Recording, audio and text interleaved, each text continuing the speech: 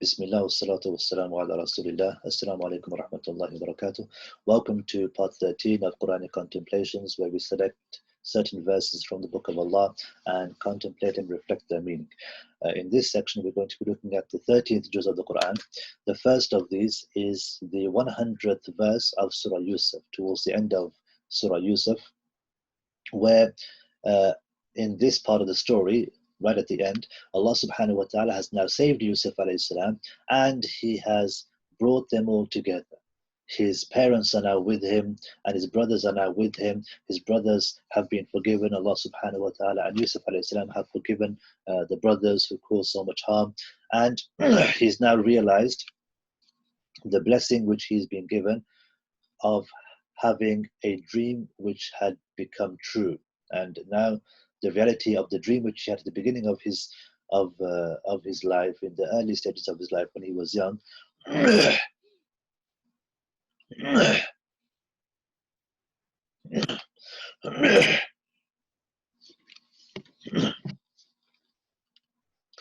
Bismillah.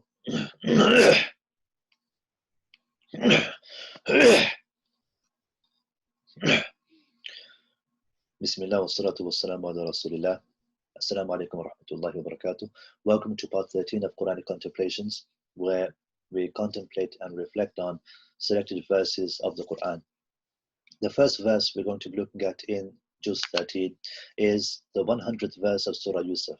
In this part of the surah, Yusuf alayhi salam has now been saved. He has now been given the status of being one of the most powerful people in Egypt, and his brothers realize their mistake and they seek his forgiveness, and Allah and Yusuf alayhi salam forgive the brothers of Yusuf alayhi salam, and he has now brought them all together.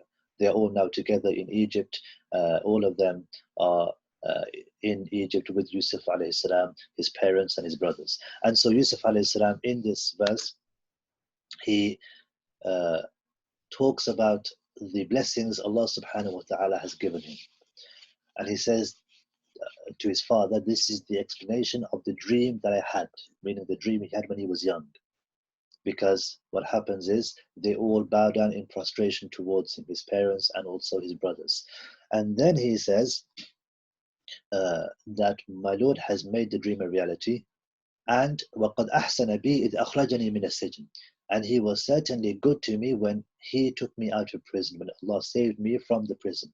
Now what's interesting is the trial that he went through and the difficulty and the hardship of being in the prison wasn't as bad as the hardship of being in the well. During the beginning of the story, when his brothers threw him in the well, that was more severe than him being in prison. Why? Because when he was in the well, there was a chance he would have drowned. He was by himself. He was younger. When he was in prison, there were others around, and there was a chance he could have escaped. Whereas in the well, maybe there wasn't as much of a chance of escaping, even though eventually he was taken out and he was made a slave. So why does he mention the prison, even though the greater blessing from Allah was him being in the well and then Allah saving him from the well and taking him out of the well? From the wisdoms of this is because now he's in the presence of his brothers, and his brothers have now been forgiven, and they feel guilty for what they've done. So out of care and consideration of his brothers, Yusuf alayhi salam doesn't mention what they did. He doesn't even mention the well and what happened with the brothers throwing him into the well, because he doesn't want to bring those memories back again to himself and also to his brothers. And he doesn't want to make them feel guilty and feel bad for what they've done, because now it's all water under the bridge. They've been forgiven for what they've done. So he mentions the prison and the blessing of Allah of taking him out of the prison.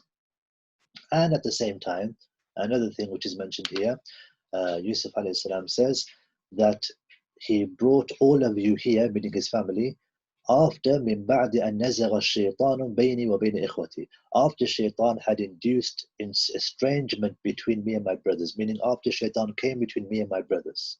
Again, subhanallah, look at how considerate he is of his brothers. He could have easily said that Allah has brought you all here after my brothers caused harm to me and threw me in the well, after my brothers plotted against me.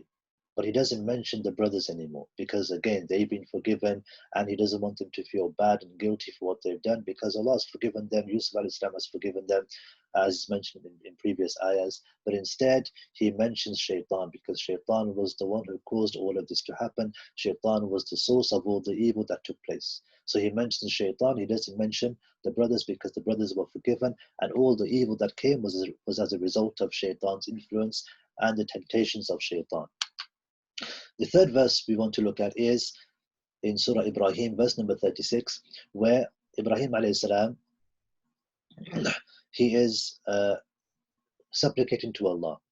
And he says, and he asks Allah to save those who follow him. He says, فَمَنْ تَبِعَنِي فَإِنَّهُ مِنِّي. Whoever follows me, then he is of me. Whoever follows me and follows my way and worships you, then he is of me. And whoever disobeys me, فَإِنَّكَ غَفُورٌ رَحِيمٌ. He says, whoever disobeys me, whoever doesn't follow me, then you are forgiving and merciful. Now, it would make sense, okay, some of us may think it would make sense for him to say, فَمَنْ تَبِعَنِي فَإِنَّهُ مِنِّي. Whoever follows me, then he is of me. Whoever disobeys me, whoever doesn't follow me, he is not from me. But instead he says, whoever disobeys me, indeed you are forgiving and merciful. فَإِنَّكَ غَفُورٌ رَحِيمٌ. Why does he mention Ghafur and Rahim? And why doesn't he say, whoever disobeys me, then he isn't from me? And from the wisdoms of this is that it shows the merciful and forgiving nature of Allah subhanahu wa ta'ala. And Ibrahim alayhi salam knows this. And he's hoping that even if they are individuals who don't follow me, I am hoping that because of the forgiving and merciful nature of Allah subhanahu wa ta'ala, that Allah azza wa jal will forgive them, even if they're not following me. And this is why he never mentions that they aren't from me. He doesn't disassociate with them in the hopes, and this again shows us the softness and the gentleness and the caring nature of the prophets and messengers, that he didn't say they are not from me, I'm disassociating from them, you are the one who punishes whoever you wish. He's showing his caring side, and we know that Ibrahim alayhi salam had a soft nature, just like Isa alayhi salam also had, as the Messenger of Allah alayhi mentioned to us. And so he mentions the forgiving and merciful nature in the hopes that Allah subhanahu wa ta'ala would forgive them. And Allah subhanahu wa ta'ala knows best. Jazakumullah khair for listening. Wassalamu alaikum wa rahmatullahi wa barakatuh.